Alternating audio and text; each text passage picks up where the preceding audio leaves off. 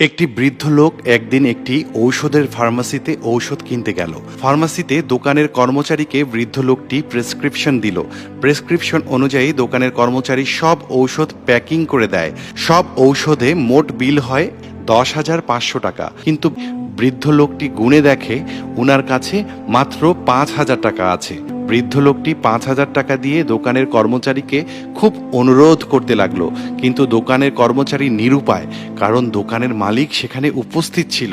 বারবার অনুরোধ করা সত্ত্বেও ফার্মাসির কর্মচারী সে ওষুধগুলো দিচ্ছিল না। বৃদ্ধ লোকটি নিজের মোবাইল ফোনটিও দোকানের কর্মচারীকে দেয়, তবুও ফার্মাসির কর্মচারী বৃদ্ধ লোকটিকে ঔষধগুলো দেয় না। তখন বৃদ্ধ লোকটি বলে, আমার স্ত্রী মৃত্যুশয্যায়, ডাক্তার বলেছেন কিছুক্ষণের মধ্যে এই ঔষধগুলো না দিলে তাকে হয়তো বাঁচানো সম্ভব হবে না। গত 1 বছর ধরে আমার স্ত্রীর পেছনে খরচ করতে করতে আমার সহায় সম্বল বলতে কিছুই নেই। সামান্য কয়টা টাকার জন্যে আমার স্ত্রীকে হয়তো আর ফিরে পাবো না।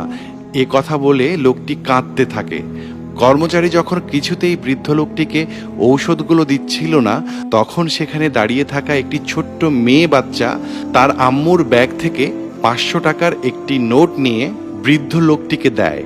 এটা দেখে সবাই অবাক হয়ে যায়। সবাই নিজেদের অবস্থান থেকে বৃদ্ধ লোকটিকে সাহায্য করার জন্যে এগিয়ে আসে। ছোট মেয়েটির টাকা দেয়া দেখে তার মাও তখন 1,000 টাকা দেয়।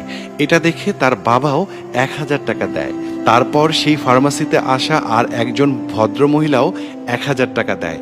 সবার উদারতা দেখে দোকানের কর্মচারী ভাবছে বৃদ্ধ লোকটিকে টাকা দিতে হবে, কিন্তু ফার্মাসির মালিকের ভয়ে সে টাকা দিতে ভয় পাচ্ছে।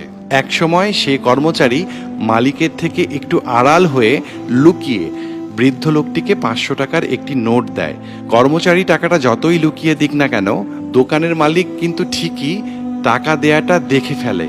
একসময় সেই ফার্মাসির মালিক সবার দেয়া টাকাগুলো গুনে দেখল 9,000 টাকা হয়েছে। তখন সেই ফার্মাসির মালিক 10,500 টাকা থেকে 1,500 টাকা বাদ দিয়ে হিসেব করে এবং বৃদ্ধ লোকটিকে ঔষধের প্যাকেটটা ধরিয়ে দেয় এবং মোবাইল ফোনটিও ফিরিয়ে দেয়। বৃদ্ধ লোকটি সবার এত উদার মানবিকতা দেখে মুগ্ধ হয়ে যায়, খুশি হয়ে যায়। একটি ছোট বাচ্চা আজকে বড়দের উদারতা শিখিয়ে দিল। স্বার্থপর নিষ্ঠুরতায় ভরা মানুষের বিবেককে জাগ্রত করার জন্য আজ একটি ছোট বাচ্চা যে মহানুভবতা দেখিয়েছে তা সত্যি অপূর্ব। আমাদের সকলের হৃদয়গুলো এরকম মহানুভবতায় ভরে উঠুক, এই শুভকামনায় আজ শেষ করছি।